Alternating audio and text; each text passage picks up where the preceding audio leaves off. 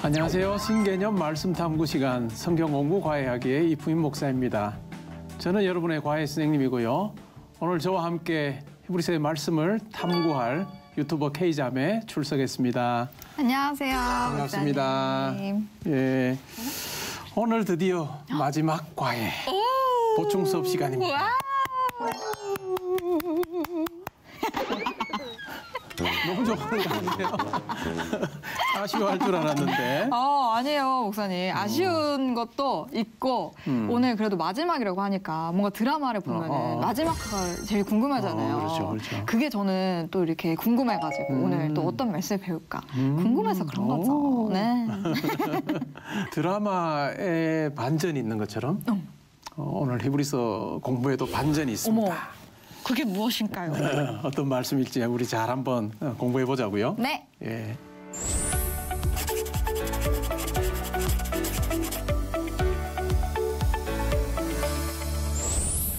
목사님. 네. 그러면은 오늘은 그래도 보충 수업이니까 오늘의 퀴즈는 조금 빼주시면 안 될까요? 예. 이렇게 통쾌하게 정말로요? 없는 예. 건가요 오늘? 오늘의 퀴즈는 없습니다. 예. 휴. 자, 그럼 우리 반전의 말씀으로 네. 한번 들어가 볼까요? 네. 첫 번째 말씀은 히브리서 4장 12절 13절입니다. 네.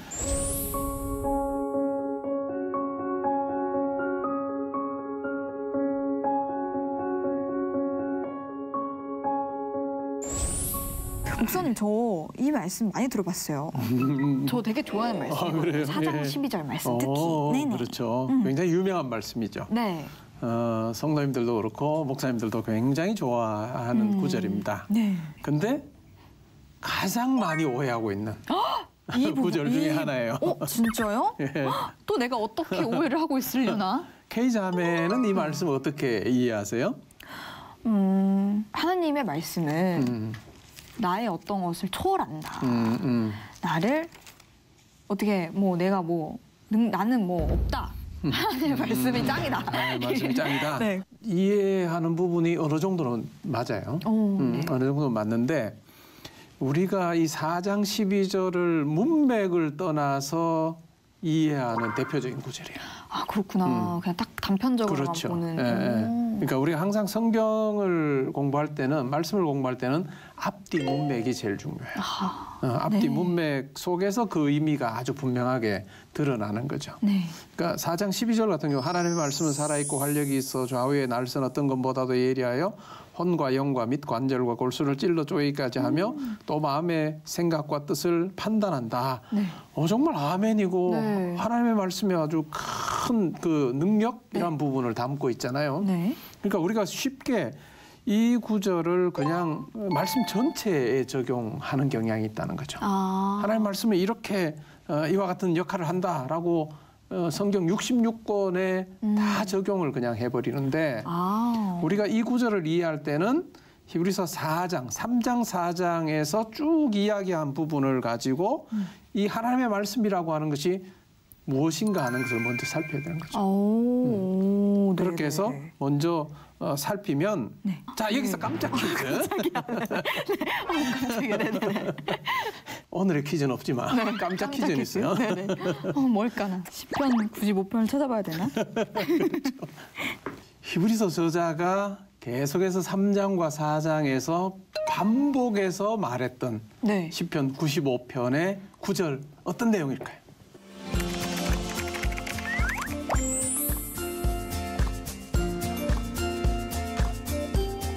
너희가 광야 시절에 있을 때 그렇지.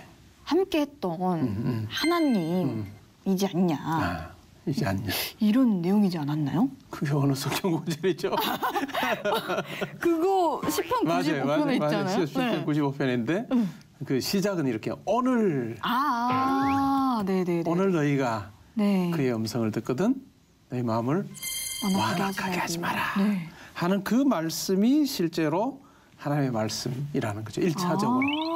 그 말씀을 반복해서 계속 이야기했던 그 말씀을 마음에 새겨야 된다. 그리고 그 말씀을 들려주신 그 하나님의 그 사랑 은혜를 기억하면서 그 말씀이 가진 그 능력을 붙들어야 된다라고 하는 이야기를 사실 하는 거죠. 네. 자, 1차적으로는 그렇고 네. 그다음에는 뭘까요? 그다음에는 네. 말씀 66권 전체로 확장해서 적용할 수 있다는 거죠. 네. 그러니까 항상 하나님의 말씀은이라고 할 때 보통의 경우는 그냥 성경 말씀 이렇게 이야기하는데 그게 아니라 시편 95편의 말씀. 오늘 너희가 그의 음성을 듣거든 너희 마음을 광야 사람들처럼 그렇게 하지 말고 완고하게 하지 마라 라고 하는 이 말씀. 수도 없이 계속해서 반복해서 말씀하시는 이 말씀이 힘 있는 말씀이다. 마음에 새겨야 된다. 하는 그런 의미로 12절을 말씀하시는 거죠. 그렇구나. 전혀 몰랐어요. 그다음에 이제 확장해서 하나님 말씀 전체가 그렇다. 충분히 네, 이해되는 네. 말씀이죠. 네. 그러니까 이 구절을 통해서 우리가 분명히 기억할 것은 근접 문맥에서 그다음에 확장시킨다. 이걸 꼭 기억하면 좋습니다. 네, 네, 네. 네. 그다음에 하나님의 말씀을 칼에 비유하는데요. 네. 어떤 칼일까요? 어떤 칼? 날선 어떤 것보다 예리하다. 완전히 약간 전쟁터에서 전쟁터에서 탁 악인을 찔러 죽이는 뭔가 그런 칼일 것 같아요. 승리하는 네, 승승장구하는 장수의 칼. 네. 여기에서 말하는 그 칼의 의미는 그건 아니에요. 네. 우리가 뭘까요? 보통 이제 그렇게 이해하기가 쉽죠. 네. 4장 12절을 가만히 보면 이렇게 이야기해요. 살아있고 활력이 있어 좌우의 날선 어떤 것보다도 더 예리하다. 네. 그래서 하는 역할이 뭐냐면 혼과 영과 및 관절과 골수를 찔러 쪼개기까지 하며 마음의 생각과 뜻을 판단한다. 여기서 말하는 칼은 수술용 칼. 수술용 칼. 수술용 칼. 손잡이가 이렇게 있고 그다음에 뭐 이쪽으로 이제 칼이 있는데 네.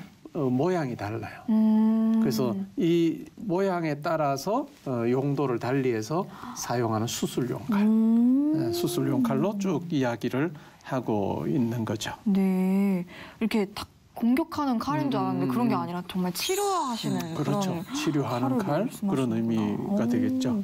저 히브리서 배우면서 이렇게 깨달은 게 한 가지 그 말씀을 볼 때 딱 그것만 보는 게 아니라 좌우 문맥과 맞아요. 왜 이런 말씀이 나왔는지 함께 봐야 된다는 맞아요. 거를 좀 많이 느끼게 되는 것 같아요. 그렇죠. 그건 굉장히 중요한 거고 요걸 그 부분을 굉장히 이렇게 숙지하면서 말씀을 쭉 읽으면 굉장히 정확한 이해를 하기가 쉽다는 거죠. 네, 네. 그리고 K자매 계속 히브리서 공부하면서 그 부분이 훨씬 더 이렇게 잘 적용해가는 부분이 느껴져요. 그래요? 감사합니다. 좋은 학생이에요. 감사합니다. 목사님. 선생님이 좋은 선생님이셔서 그래요. 우리 분위기가 좋은데. 이거 하면 제가 뭘 할까요, 앞으로? 깜짝 퀴즈? 자, 네네. 두 번째. 네. 광야 백성의 실패의 원인은 무엇이었을까요? 불순종인데 주로 어디서부터 시작됐다? 어디서부터? 응.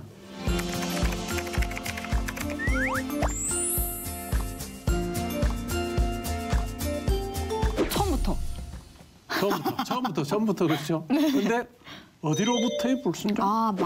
그렇죠. 마음으로부터의 불순종. 네네. 그런 부분을 네. 사실은 잘 보여주는 거죠. 말씀으로 그 마음에 불순종할 그런 마음의 부분들을 도려내는 것이 필요하다. 굉장히 중요한 그런 의미가 있는 거죠.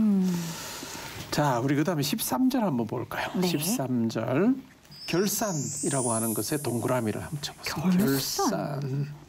뭔가 결산이라고 하니까 이렇게 탁탁탁탁 계산기를 세매야 되는 같은 느낌이죠. 그런 느낌인데요. 세매야 되는 느낌인데 우리의 결산을 받으실 이 하나님이시겠죠. 네. 하나님의 눈앞에 만물이 벌거벗은 것 같이 드러난다라고 해서 절대적인 어떤 권위를 가지신 하나님으로 쭉 그리는데 네.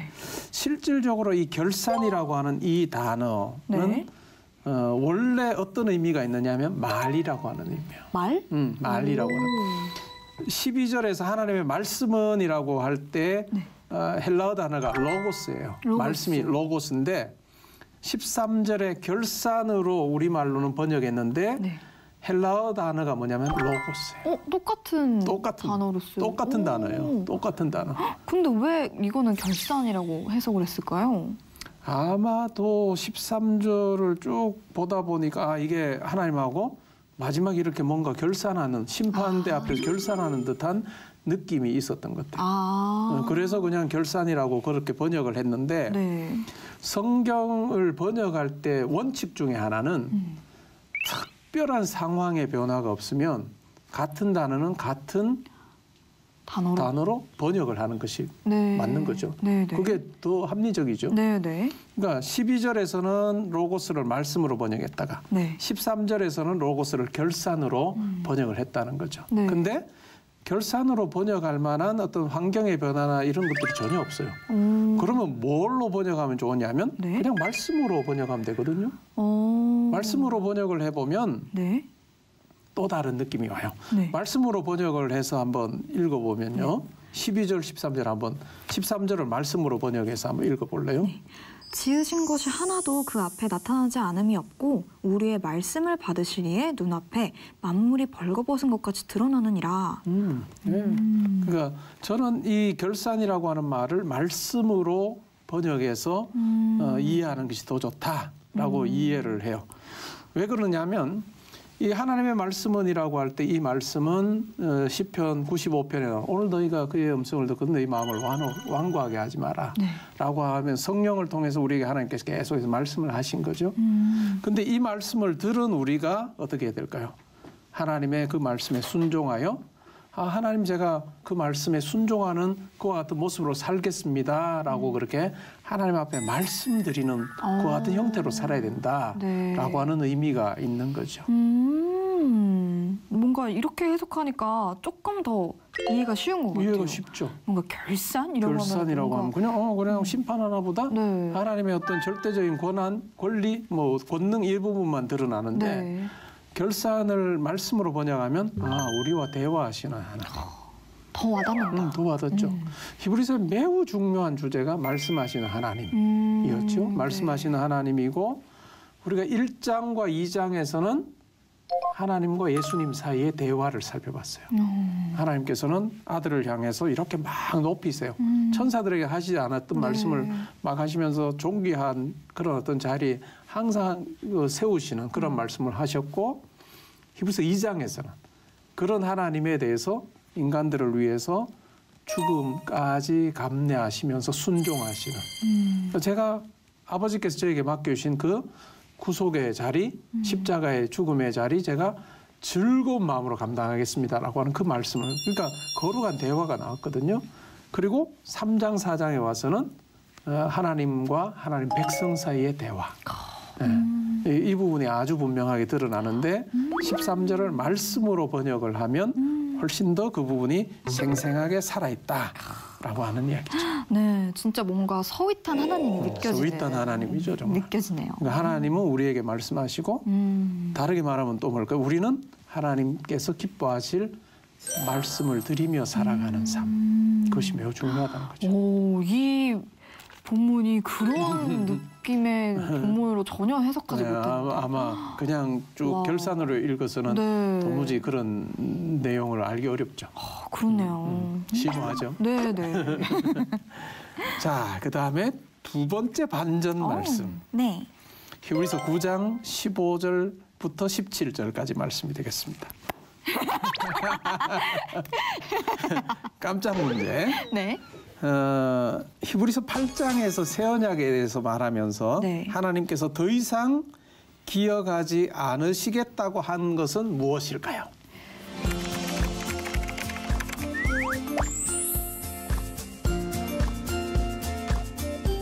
우리의 옛 죄들, 옛 모습. 그렇죠, 그렇죠. 오, 훌륭한 학생인데요.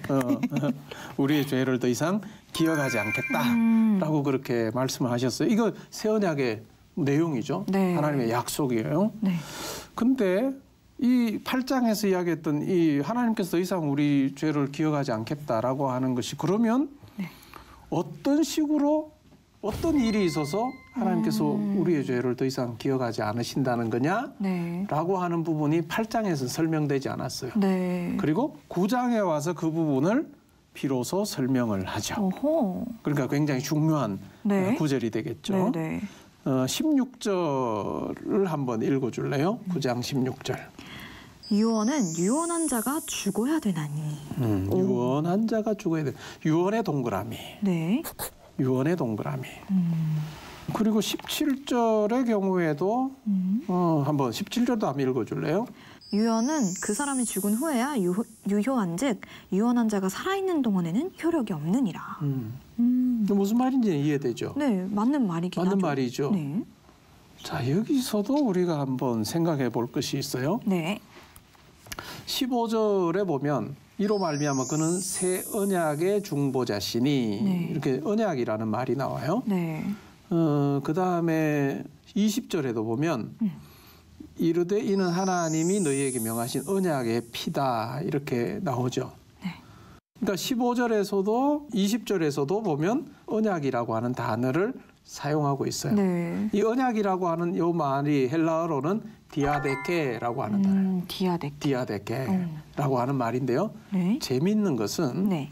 16절, 17절에서 유언이라고 번역한 이 단어의 헬라어 말은 디아데케예요. 오. 그러니까 유언이라고 하는 말로 번역된 요 단어가 실질적으로는 언약이라고 하는 말로도 번역될 수 있는 단어다. 디아데케가 언약도 되고 유언도 되는 거예요. 오, 그렇구나. 근데 굉장히 좀 신기한 것 중에 하나는 네. 15절에서는 언약이라고 이야기했다가 네. 20절에서도 언약이라고 이야기하고 히브리서 다른 모든 구절에서 디아데케가 나오면 다 언약으로 번역을 했어요. 근데 왜 16, 17절은 유언이라고 했을까요? 16, 17절만 유언이라고 했어요. 왜 그랬을까나? 왜 그렇게 번역을 했느냐 하면 이게 죽는다는 말이 나오니까 죽음이라고 하는 말이 나오니까 유언이지 이렇게 디아데케의 다른 뜻을 가져와서 유언으로 번역을 해버렸어요. 그렇구나. 근데 제 경우에는 네. 16절, 17절을 유언으로 번역을 해놓으면 이게 무슨 말인지 하나도 이해가 안 돼요. 네네. 이게 뭔 소리지? 도무지 이해가 안 돼요, 사실은. 네네. 근데 이 말을 언약으로 번역을 하면 아하. 이해가 돼요. 어허. 근데 대다수의 영어 성경이 언약보다는 유언으로 번역을 했어요. 그렇구나. 그리고 우리말 성경도 개역개정도 언약이 아니라 유언으로 번역을 해놨는데 죽음이라고 하는 말 나오니까 그러면 유언이지 이렇게 번역을 해버렸는데 실제로는 이것은 언약으로 이해를 해야 된다. 네. 언약으로 이해할 때 비로소 예수님의 죽음이라고 하는 것이 옛 언약과 새 언약 사이에서 어떤 역할을 하는가를 신약 성경 어디에서도 밝히지 않는 가장 중요한 그 내용을 밝히는 구절이 이 16절, 17절이에요. 정말 중요한 부분. 정말 중요한 부분인데 번역을 조금 잘못 해놨다라고 하는 거죠. 네. 제가 이제 설명을 해드릴게요. 네. 왜 그러면? 네. 이렇게 한번 보죠. 15절에 이로 말미암아 그는 새 언약의 중보자시니 예수님 새 언약의 중보자시죠. 네. 이는 첫 언약 때 범한 죄에서 속량하려고 죽으사 부르심을 입은 자로 하여금 영원한 기업에 약속을 얻게 하려 하신다. 네. 첫 언약에서 범죄한 거죠. 네. 언약을 항상 세울 때는 범죄하면 어떻게 된다라고 하는 것까지 다 적는 거죠. 그러니까 하나님께서 첫 번째 언약을 이스라엘 백성과 맺으시면서 율법을 어기면 어떻게 된다? 죽는다. 그리고 그것에 대한 죄값을 갚아야 된다라고 하는 말씀을 하신 거죠. 근데 우리가 이스라엘의 역사를 구약 성경을 봐서도 알고 그리고 히브리서 3장 4장을 통해서 우리가 아는 것처럼 이스라엘 백성들이 광야에서 불순종해요. 그 말은 곧 뭐죠? 이 언약을 깬 거예요. 네. 언약을 깬 거죠. 근데 언약을 깨면 어떻게 된다? 죽어요. 죽어야 되는 거예요. 언약을 깨면 죽어야 되는데 이 언약을 깬 사람들이 죽어야 비로소 이 첫 번째 언약이 효력을 발휘해서 그 언약 깬 사람 죽는 것까지 마무리되는 거죠. 네, 네, 네. 그러니까 그런 측면에서 한번 보는 거죠. 16절에 언약은 언약한 자가 죽어야 되느니 왜 죽어야 된다? 범죄했기 때문에. 언약은 그 사람이 죽은 후에 유효한즉 언약한 자가 살아있는 동안에 효력이 없다. 언약한 자가 하나님하고 관계를 맺었는데 죄를 범하고도 안 죽어요. 그러면 이 언약은 효력이 없는 거죠. 근데 언약을 딱 맺은 사람이 죄를 범함으로 깼을 때는 죽어야 된다. 네. 근데 이스라엘 백성들이 실제로 죄를 범했기 때문에 죽어야 되는 그 네. 죄값을 누가 감당하신 거냐? 예수님께서 감당하신 거예요. 이러므로 첫 언약도 피 없이 세운 것이 아니니 모세가 율법대로 모든 계명을 온 백성에게 말한 후에 뭐 이렇게 쭉 나오고 이는 하나님이 너희에게 명하신 언약의 피라라고 그렇게 말씀을 하시는 거죠. 자, 이런 측면에서 이해를 해보면 예수님의 죽음, 예수님의 제사는 깨어진 옛 언약을 완성하는 제사예요. 언약을 깼기 때문에 죽어야 되는데 이스라엘 백성을 대신하여 예수님께서 죽으시는 거죠. 그리고 언약을 통해서 이제 하나님께서 이렇게 깬 사람 죽는다라고 하는 부분을 예수께서 죽으심으로 이 언약이 이제 효력을 다 한 거죠. 완성이 마무리가 된 거죠. 그리고 새로운 언약을 하나님께서 주신. 그래서 예수님의 죽음은 옛 언약과 무관한 것이 아니고 옛 언약을 완성하는 제사고 완성하는 죽음이고 새 언약을 이루는 제사다. 그렇기 때문에 굉장히 중요한 의미가 이 속에 있다라고 하는 것이죠. 이런 걸 모르고 보면 저 지금 진짜 깜짝 놀랐잖아요. 그런 뜻이 있었구나. 너무 놀라운데요. 뭔가 그 말씀을 본 것 같아요. 로마서에도. 율법을 폐하러 오신 게 아니라 완성시키러 오셨다. 맞아요. 그런 의미에서 율법을 온전하게 하고 완성시키시는 그런 역할을 예수님께서 하신 거죠. 아멘.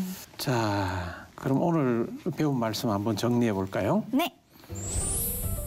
첫 번째로 하나님께서 마음의 할례를 행하신다. 아멘. 두 번째는 말씀하시는 하나님께 순종으로 화답해야 된다. 네. 세 번째는 예수님의 제사는 옛 언약과 새 언약 둘 다를 완성하신 제사다라고 하는 이야기입니다. 오늘 히브리서 보충 수업 받았는데 어땠어요? 뭔가 내가 몰랐던 부분들 이런 것까지 정말 세세하게 알려주셔가지고 약간 좀 히브리서가 좀 충격의 연속으로 계속 다가왔던 것 같아요. 진짜 저 히브리서 좋아했었거든요. 근데 내가 얼마나 수박 겉핥기로 읽고 있었는지 뭔가 보충 수업까지도 이렇게 잘 해주셔가지고 정말 잘 알고 갑니다. 감사합니다. 네, 그렇게 또 말씀해 주시니 저도 고맙고 네. 예, 즐거운 시간이었습니다. 네. 예, 그동안 히브리서를 배우면서 받은 은혜를 찬양으로 준비했으면 좋겠다. 네. 그런 마음으로 제가 숙제를 냈는데 네. 어떤 찬양을 준비했나요? 제가 준비한 찬양은 보혈을 지나라는 찬양입니다. 보혈을 지나. 네. 네. 목사님 좋아하시는 찬양인가요? 저도 좋아하죠. 오, 그리고 네. 이 보혈을 지나라고 하는 이 찬양이 히브리서의 내용을 가장 선명하게 어머, 보여주는 찬양이다. 드러낸 이 찬양 가사 속에 히브리서 내용이 압축되어서 들어가 있다. 압축되어. 하나님께 나아가는데 누구를 통해 나아가냐? 보혈을 통해 나아간다라고 하는 이야기죠. 네네. 자, 그러면 히브리서의 말씀을 우리 기억하면서 네. 보혈을 지나 K자매의 찬양 함께 듣겠습니다. 네.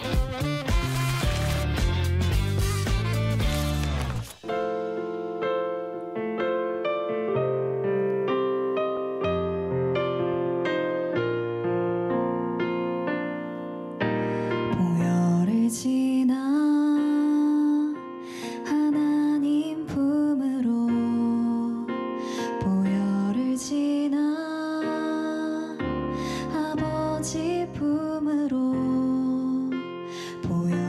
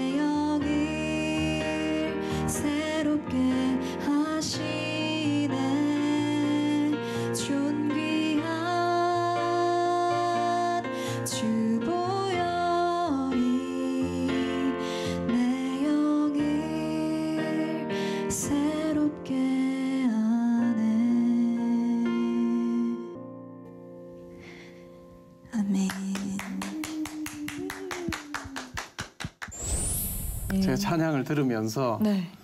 야, 그 천상의 이 찬양대에 솔리스트 해도 되겠다.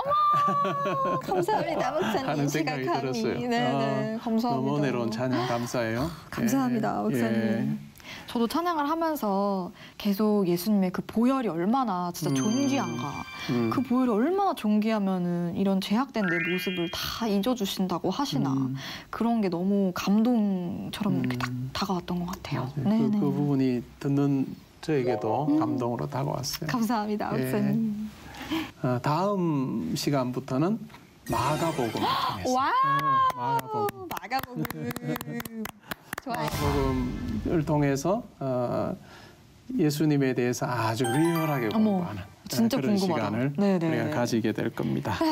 좋습니다. 예. 근데 목사님 그러면 마가복음은 그래도 뭔가 스토리가 있으니까 히브리서보다는 조금 쉽겠죠? 그럼요. 훨씬 더 쉽고 또 예수님께서 직접 하신 말씀이나 행하신 일들을 보면서 우리가 더 생생하게 네. 하나님 나라 이런 거구나 우리가 소망할 수 있는 그런 기회가 되리라고 믿습니다. 너무 좋습니다, 목사님. 네. 완전 기대할게요. 예, 마가복음 과에도 기대해 주시기 바랍니다. 네.